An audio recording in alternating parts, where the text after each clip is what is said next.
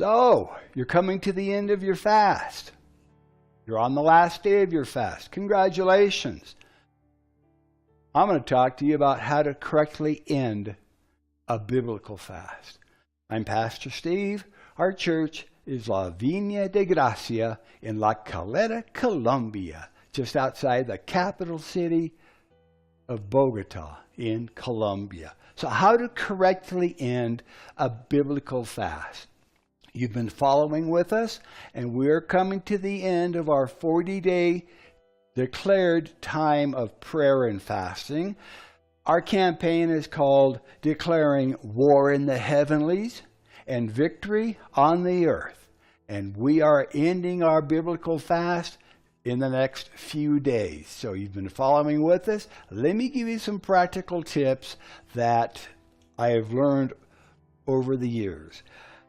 It doesn't matter if you did a 3-day fast or a 7-day fast or a 14 or a 21-day fast, or even if you did a 40-day fast.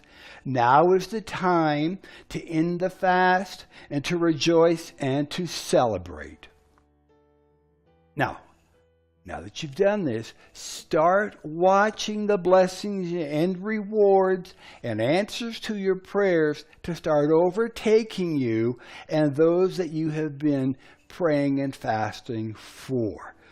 Fasting is a marathon, not a sprint. But isn't it amazing how quickly the time has gone by? So if you've been on a full fast, let's talk about how to physically end a fast. On a full fast, which is everything except for liquids, there are some things to remember as you begin to reintroduce foods into your system. This period of readjustment will vary from person to person, and it will depend upon the length of your fast, but you should expect to take it easy on solid foods for at least several days and even up to a week or so. The longer your fast has been, the longer you should wait to come back into a full solid food regimen.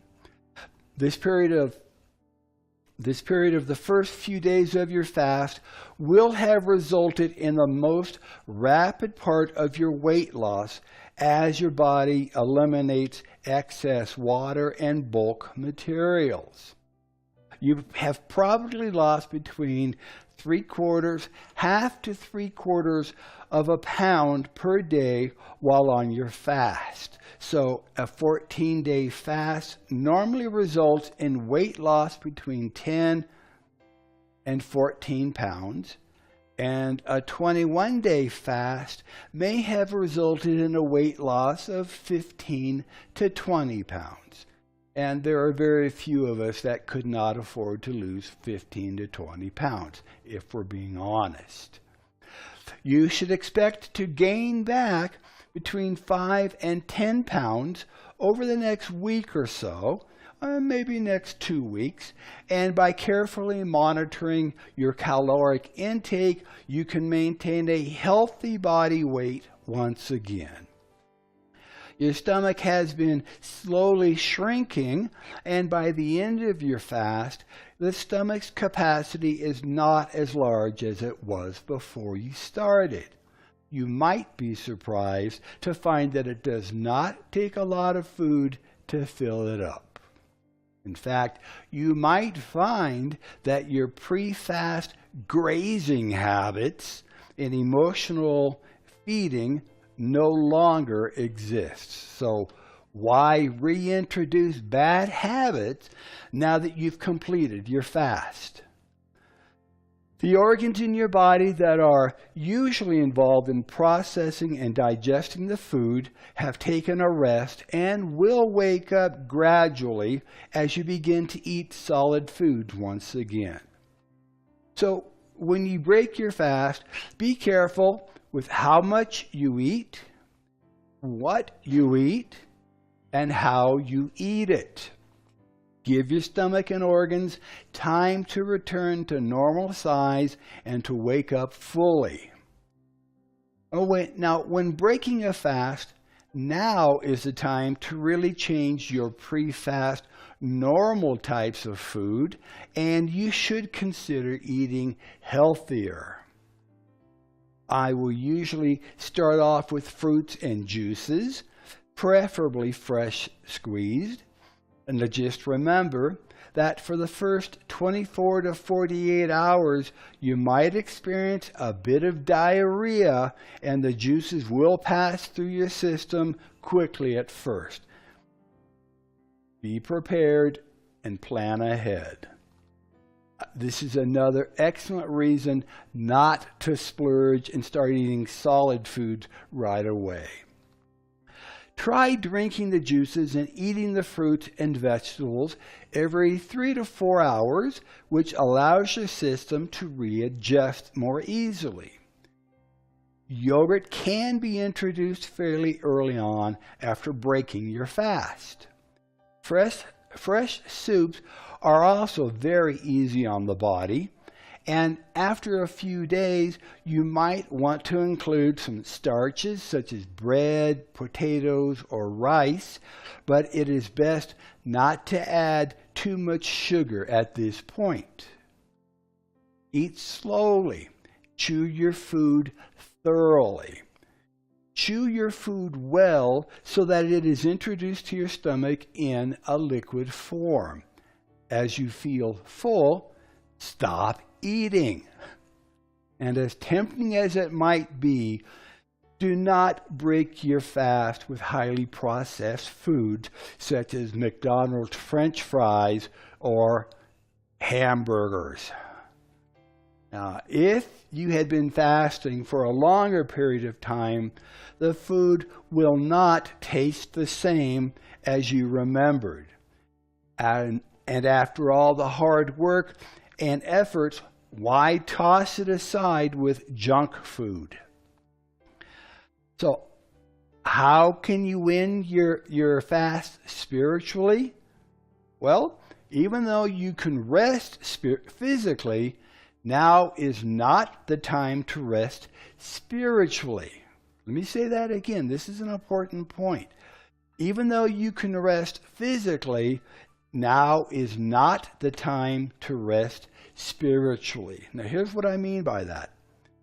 Your enemy, the devil, may try to tempt you or to attack you as you begin to walk in the blessings that are following after you. Not only are they following after you, they are overtaking you. James chapter 4, 7 and 8 instructs us to submit yourselves therefore to God. Resist the devil and he will flee from you. Draw nigh to God and God will draw nigh to you. Even Jesus, after his 40 days of fasting and prayer time in the wilderness, he was tempted by Satan. And you can read that in Matthew chapter 4, Mark chapter 1, and Luke chapter 10. In other words, you should expect to be tested in your faith and resolve. 1 Peter chapter 5, verses 8 and 9 tells us that Satan is like a roaring lion, seeking whom he may devour. But remember, Satan is only like a roaring lion, and in reality has lost power over your life as a result of your fast. Throughout your fast, you have been consecrating your life and focusing on the things of Jesus. And your spiritual ears have become more alert and sensitive to hearing and responding to the voice of the Holy Spirit. Now you are alerted to even the smallest of sins and disobedience in your life that will grieve the Lord and that will try to keep you away from his presence. Satan will try to convince you that Now you're spiritually mature. You have arrived. That it would be okay for you to go back to those areas of disobedience and sin.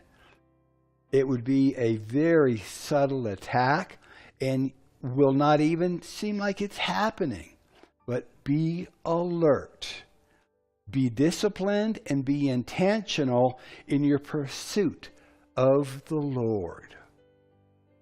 Now, as you have now finished your time of fasting, this would be an excellent time to give a celebration offering to the Lord. This offering should be something that is of importance to you, and it can be a financial offering or a time offering or even an offering of service and dedication to Jesus. Congratulations once again. You have run the race to win, and you can expect your prayers to be answered fully, completely, and publicly. Be sure to continue in your consecration and dedication. Do not let go of the spiritual momentum that you now have. Be sure to continue in prayer daily as you seek the Lord in all areas of your life, and consider making fasting a part of your spiritual consecration. Even if you decide to fast for 3 days every month, make it a declared time of fasting and prayer, and make it a matter of spiritual importance. May the Lord continue to bless you, to protect you, to prosper you as you continue to follow hard after Him. I'm Pastor Steve, and we'll see you next time. God bless you.